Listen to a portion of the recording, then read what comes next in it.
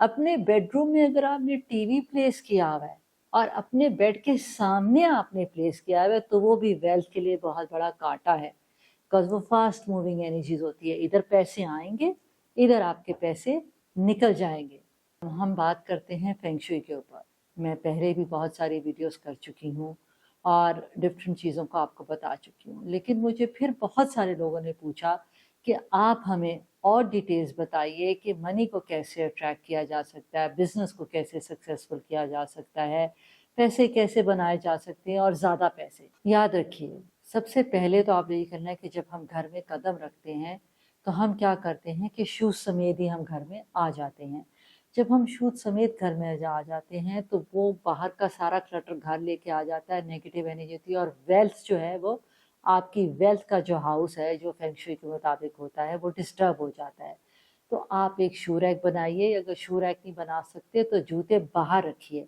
कि आपको एक जूता रख लीजिए जिसको आप अपने बेडरूम में पहने, अपने लाउंज में पहन के जाइए, अपने वॉशरूम में पहन के जाइए, घर के अंदर के लिए इस्तेमाल कीजिए, घर के अंदर मत लाइए। बिकॉज आप अगर वो बेडरूम में कैरी करेंगे, लाउंज में जाएंगे, पूरे घर में जाएंगे तो वो नेगेटिव एनर्जी, बाहर की एनर्जी आएगी और वो आपके जो पैसे की ग्रोथ है उसको स्टेगनेट कर देगी।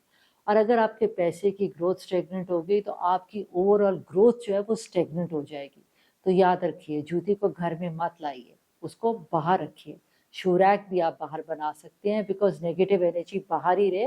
और जब आप घर आए आप एक वैसे चप्पल रख दीजिए जिसको पैर के आप घर में घूमें, बिकॉज वो जो है घर की अंदर की जो एनर्जीज है उससे रेजोनेट करेगी और उससे आपकी वेल्थ भी अट्रैक्ट होगी।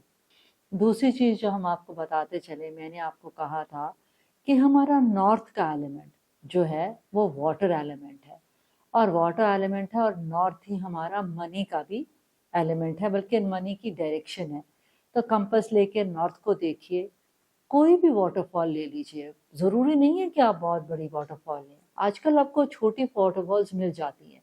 और ऐसी वाटरफॉल लीजिए जिसमें पानी के बहने की थोड़ी आवाज़ आ रही हो। पानी की आवाज़ जो है, क्योंकि साउंड जो है वो नेगेटिव एनर्जी और स्टेगनेशन को दूर करती है, तो ऐसे वाटरफॉल लीजिए जिसमें हल्की हल्की पानी की आवाज़ आ रही हो आपको।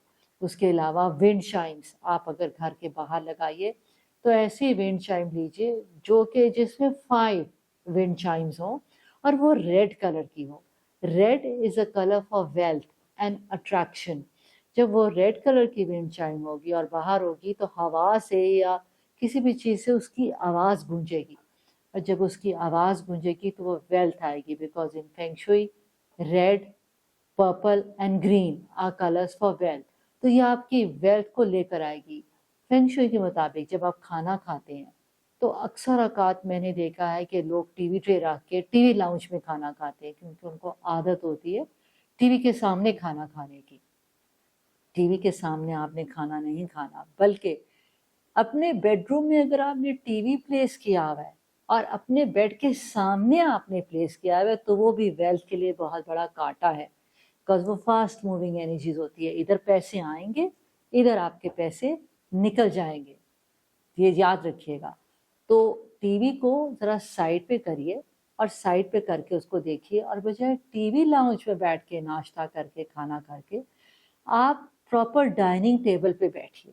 डाइनिंग टेबल पे बैठ के खाना खाइए, नाश्ता कीजिए, बिकॉज वो आपके खाने की जगह है।